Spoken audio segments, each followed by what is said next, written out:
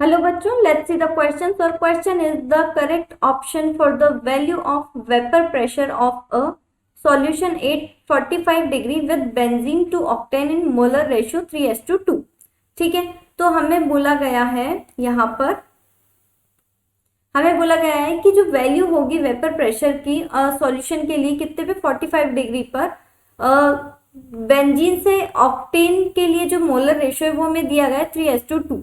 ठीक है, तो क्या होगी वैल्यू वो हमें निकालनी है।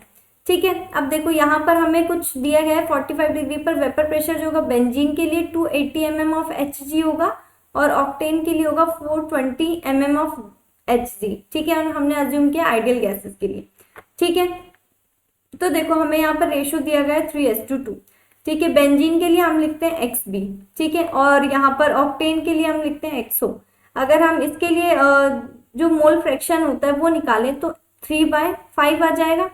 ठीक है, और हम ऑक्टेन के लिए निकालें तो 2/5 आ जाएगा। तो 3/5 जो होता है वो आता है 0.6 और 2/5 आता है वो आता है 0.4। ठीक है, अब देखो अब यहाँ पर जो है अगर आगे बात करें हमें यहाँ पर निकालना है क्या वेपर प्रेशर। ठीक है, तो अगर अकॉर्डिंग टू अपन राउल्ट्स लॉ के अकॉर्डिंग बात करें तो देखो क्या होता है यहाँ पर pressure equal to X B P not B, benzene के लिए लिख दिया पहले, plus X O P not O. ठीक है, अब एक्स बी यानी कि जो फ्रैक्शन निकला था वो क्या आया था बेंजीन के लिए 0.6 इंटू, अब इसका जो प्रेशर जो दिया गया है 280 mm दिया गया है। ठीक है, और इसके लिए 0.4 इंटू 420 mm। ठीक है, अब अगर हम इसको आगे फर्दर सॉल्व करते हैं तो ये आता है हमारे पास 56 प्लस 280, तो कंप्लीट वैल्यू आ जाती है हमारे पास 336 mm ऑफ Hg। ठीक है, तो हमारा जो आंसर आता है वो क्या आता है 336 mm ऑफ Hg।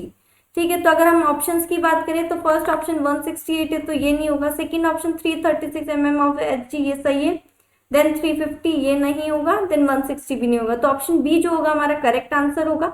ठीक है, so our final answer is option number B. I hope you understand. Thank you and best of luck.